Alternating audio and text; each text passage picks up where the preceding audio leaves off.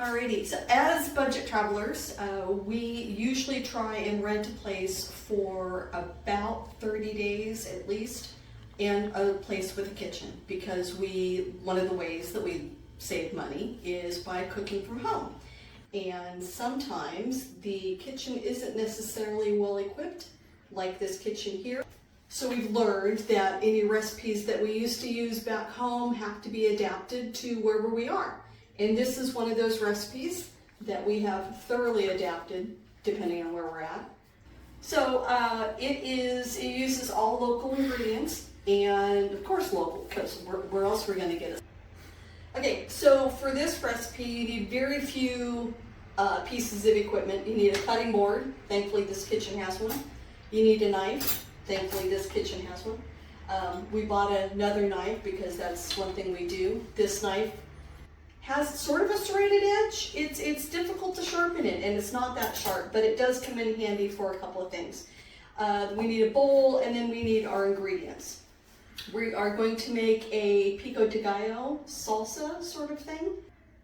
And this recipe we developed, and it's very versatile and adaptable depending on where you're at. For instance, the grocery store that we usually shop here in Chile doesn't have cilantro, but it did have diced onions and cilantro mixed together, so that's what we're using today. The grocery store we went to the other day had bags of cilantro. You just never know. Instead of using fresh tomato, we've used canned tomatoes. Today we're going to be using mangoes because they're here and found a ripe one. You could also use, the other day we used, nectarines. You could also use that. You could also add proteins such as black beans. We've done that. You could add shrimp to it. And let's get started. So we do this recipe a lot. So some of these ingredients have already been, like, you need a half of a red pepper. And we made it the other day, and so the other half of the red pepper has already been eaten. You need cucumber. This is what we have left. Tomato, you could also use canned tomatoes. We've done that. Not quite as tasty, but it's still doable. And then we can add an avocado if you want. This one feels right. And we typically add the avocado at the time we serve it. You don't leave it in the bowl. Yes, it would brown and be nasty. And then onion and cilantro. Oh, and then tagine. And this is not a plug for tagine, but we literally carry this with us around the world because you can use it for everything.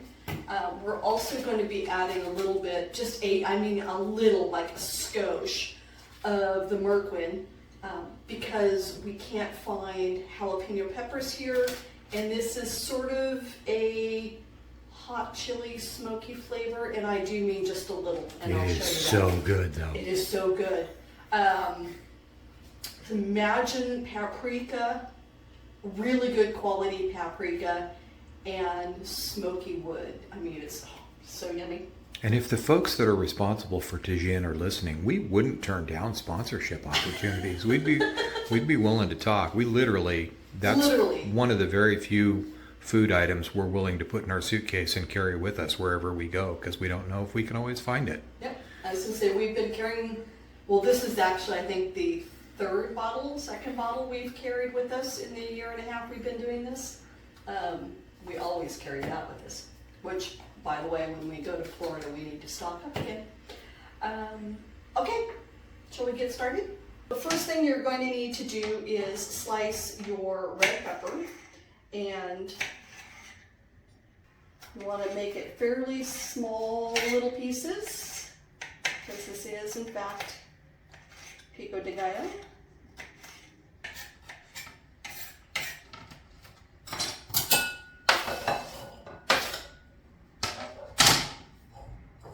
So that's the red pepper. So I'm going to peel the skin off of this cucumber. I'm also going to de-seed it,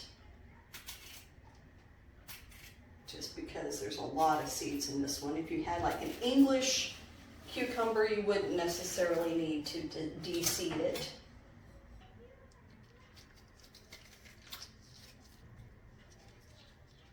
Like some cucumber. Measurements on this recipe are, I hate to say it, I know people hate this, but it's to taste. If you like cucumber, add more cucumber. If you like more mango, add more mango. If you like more cilantro, add more cilantro. And then our tomato. And I'm going to go ahead and seed this one. You don't have to. I've done it before when you don't take all the seeds out. Just makes it a little bit neater. Because there's a lot of seeds in this.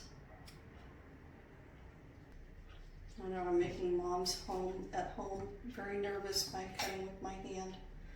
Just wait till we get to the mango. Yeah. I have a trick for that. For not slicing your hand off on the mango. And also a tip for those of you who grew up on United States produce. I spent the better part of 6 decades thinking I really don't like tomatoes. And then we went to a place where tomatoes are an actual thing. And oh my gosh, tomatoes are actually really, really good. So even if you think you don't like tomatoes, do yourself a favor and try one. Try the tomatoes. Won't guarantee that you'll like it, but you know, odds are they're just better. And for those of you that are wondering why I'm not using the big knife, it's because it's got this really funky serrated blade and it does not do this well. It will come in handy here in a moment for the mango.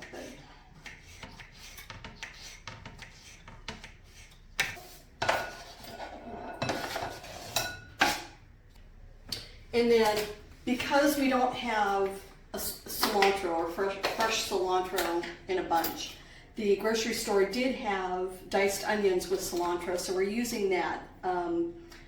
We did discover that one of the other grocery stores does have cilantro, but we already had this, so.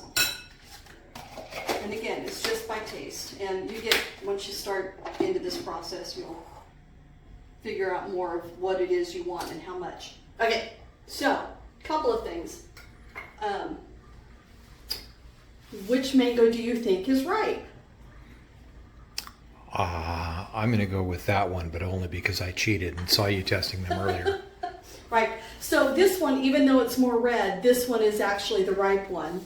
And another little thing, I don't know if y'all can hear this. It rattles, and I'm told that it rattles A, because it's not ripe, and B, it's the seed inside of the pit. But the way that you tell a ripe mango is a couple of things. One, it needs to be a little soft. I don't know if y'all can see that, but it's got a little bit of soft. And the smell. It smells like mango. And the other thing, I don't know if your camera can pick it up or not, but this end here, you can see a little bit of shine. That is a sap that comes out of that end there. And that's when you tell it's a ripe mango. If your mango isn't ripe, you can still use it. People eat unripe mangoes all the time. Okay, so a trick for cutting mangoes so you don't take your finger off because they are slippery. Zoom in here. You can you see there's a little line right there? Okay, we'll take it on faith. Take it on faith. Okay, so when you're looking at a mango, you'll see a little bit of line, and that means the pit runs this way. And the pit, for those, we'll see it here in a minute, but the pit is like this long thing inside, and that pit is important to know. So what we're going to do is we're going to slice off a little bit of an edge.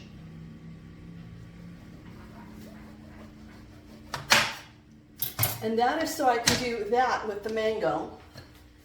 Clever girl. Right? And then you're going to slice down, and it's by feel.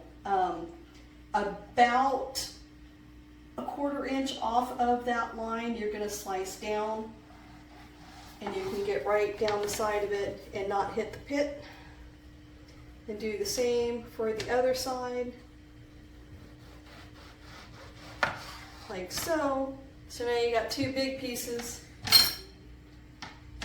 and And then you kind of eyeball it here. Oop, I hit the pit. Oop, hit the pit. And this is just so that you can get the rest of the fruit there. And this is where the little knife comes in handy, because you can sort of get a few more pieces of mango here without hitting the pit. It's really, really slippery. So then we just slice up these pieces, and then we'll get to that piece there. I'm going to grab a bowl so that I can do all my, you do not want the peel.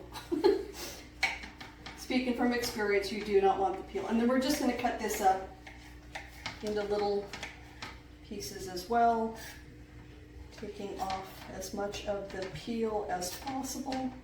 It's not a sharp knife.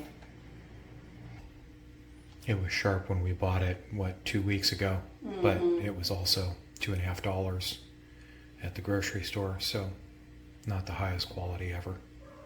This is where the big knife comes in, because then you can just,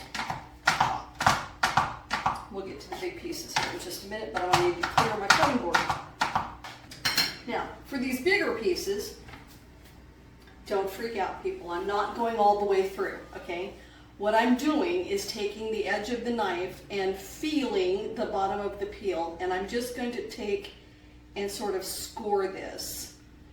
Do not press hard. That will come in just a moment. You're just getting a feel for where that peel is. And then to really get down there to the peel, set your mango on a towel and then go through, because now you have an idea where that peel is. And go like so, and cut your mango into little tiny pieces. And I just keep doing a little crosshatch until I think my mango is the size I want. Okay, so once you have your crosshatch, I hope y'all can see that, take your spoon and dig in. Yep, I did actually cut through the peel there.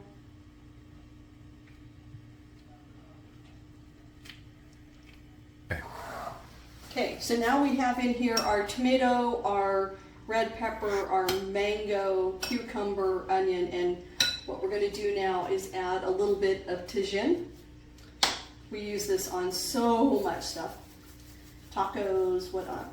And this again is to taste. What you're going to do is you're going to mix this all together and then cover it and stick it in the refrigerator for a couple of hours so that all those spices or all the Tajin can get in there and meld together. I'm also going to add a little bit of salt, only because this is the low sodium version of Tajin. Then you're going to mix all this together. Now, if I had a jalapeno, I would add that as well, de-seeded, but I don't. So instead,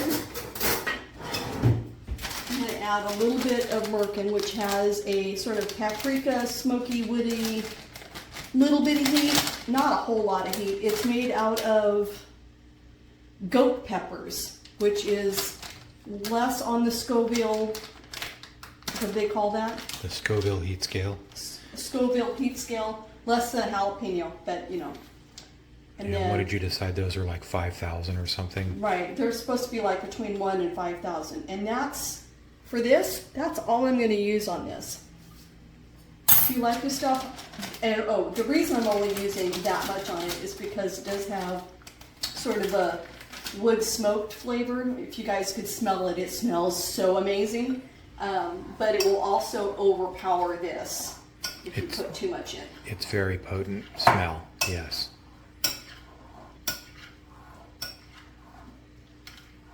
And then mix that all together.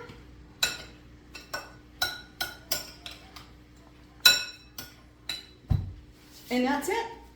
For dinner, we'll add shrimp to it, or you could add chicken to it. Very versatile. We use it as a topping on wraps, throw down some protein, throw down a couple spoonfuls of that, roll it up in a flour tortilla, call it happiness. Yeah.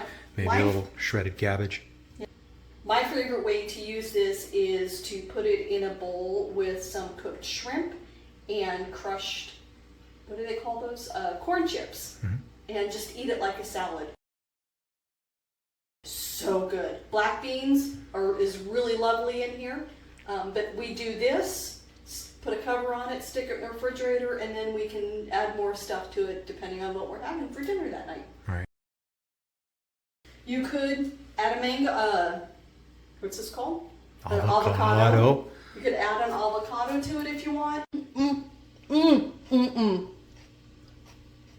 So yummy. So yummy.